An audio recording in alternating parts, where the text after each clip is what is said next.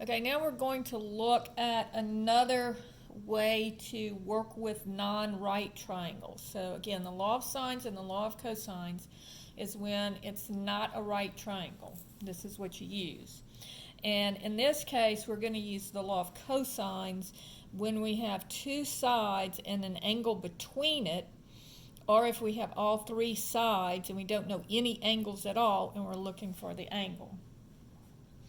And so what the law of cosine says, and this is the one that I use almost exclusively, because basically if you're trying to memorize these, you don't need to memorize three of them. But this is the Pythagorean theorem, all right? And so it's c squared equals a squared plus b squared, which is what we know. But then we have to subtract 2ab times the cosine of c, angle C. And then this is just the same thing, only if we know angle A, and this is the same thing if we know angle B. All right, so if I'm given a triangle that looks like this,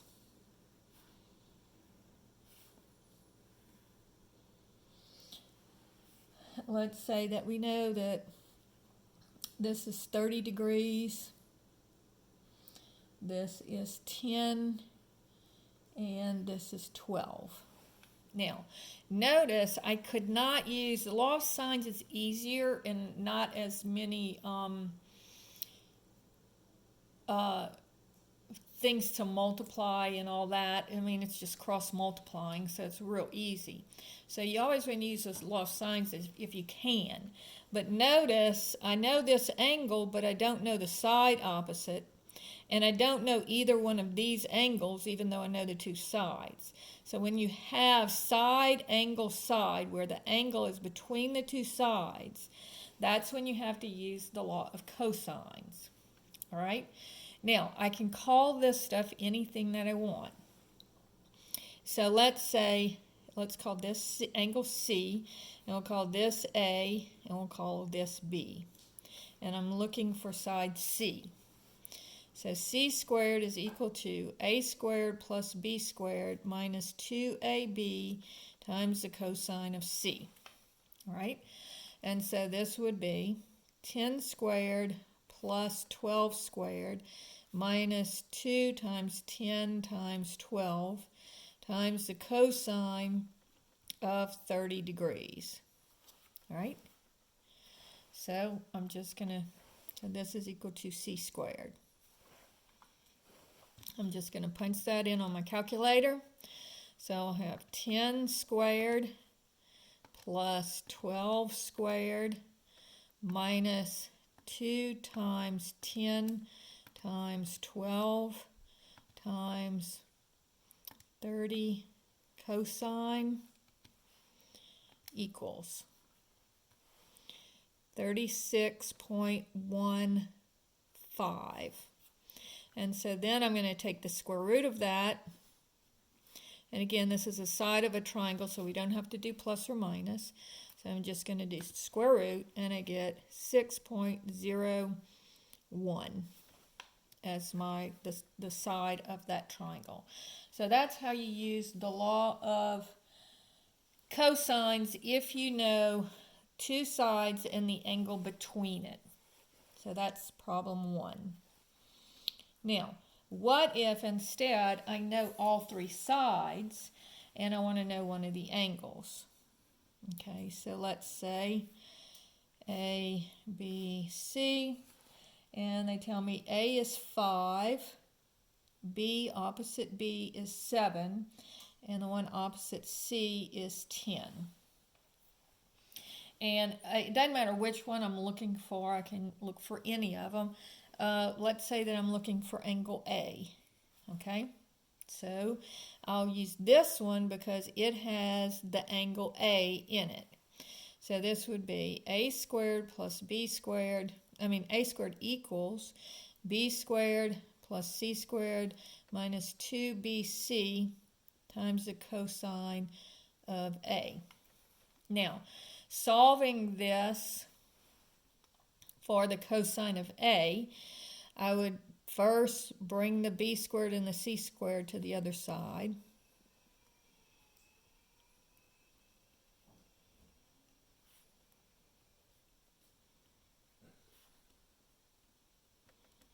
And then I would divide both sides by negative 2bc. So that gives me a squared minus b squared minus c squared over negative 2bc equals the cosine of a.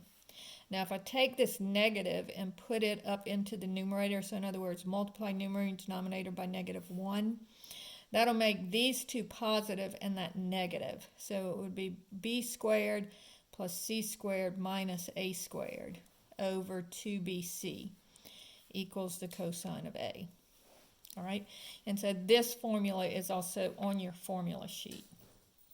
All right, and so here I'm just going to plug in my numbers. So b is 7, so 7 squared, plus c is 10 squared, minus a is 5 squared, over 2 times 7 times c is 10 is equal to the cosine of a.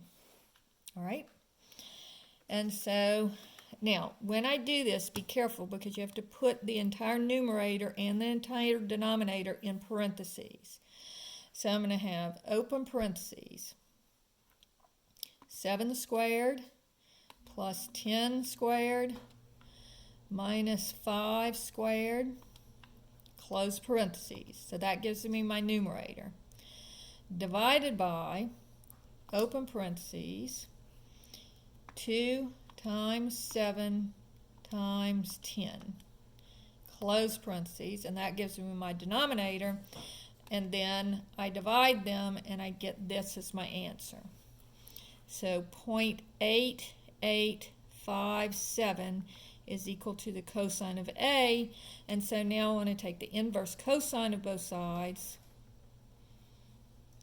0.8857, and then the inverse cosine of the cosine of a is just going to be a. So taking the inverse cosine, I get the angle is 27.66 degrees.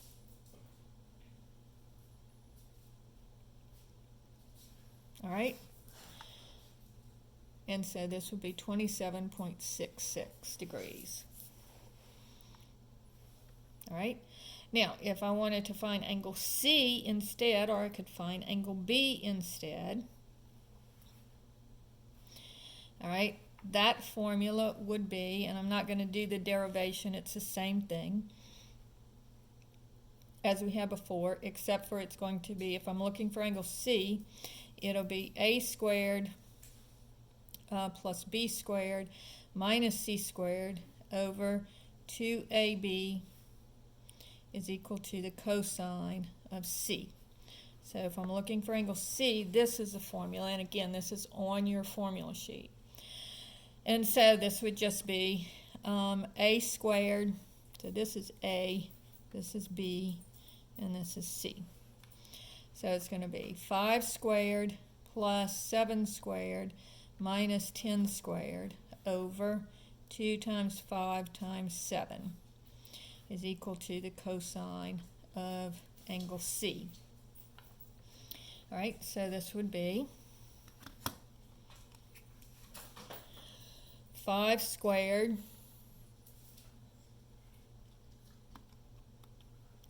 plus, oh, I forgot to do parentheses, open parentheses, 5 squared plus 7 squared minus 10 squared, close parentheses, divided by, open parentheses, 2 times 5 times 7, close parentheses, and then equals. So negative 0.3714 is equal to the cosine of C. So again, taking the inverse cosine,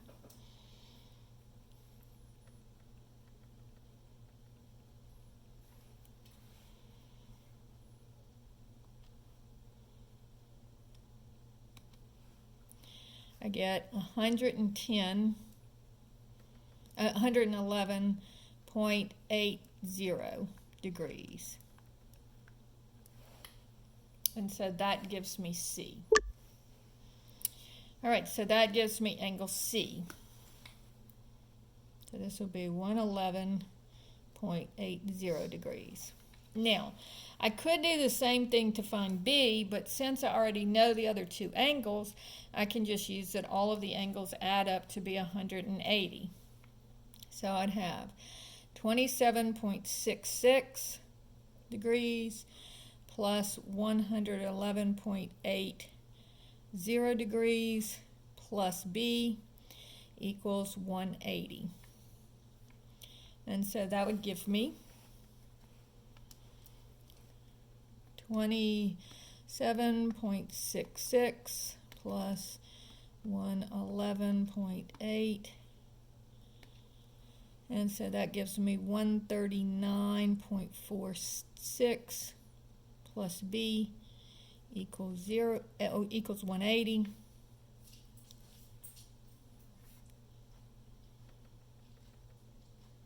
So I'll change the sign on this and add 180. And I get B is equal to 40.54. And so now I know that B is equal to 40.54. And so now I know all of the sides and all of the angles of my triangle. So that is how you use the law of sines, whether you have side angle side and you're looking for the other side, or if you find side, side, side, and you're looking for another angle. Oh, by the way, on these, once you know this angle, once you know that this is 6.01, you can then use the law of sines to find one of the other angles, and then you can use the 180 to find the third angle. So you can always use the other information using the law of sines, but you have to use the law of sines if you have the angle with the two sides next to the angle. So that finishes up 10.2.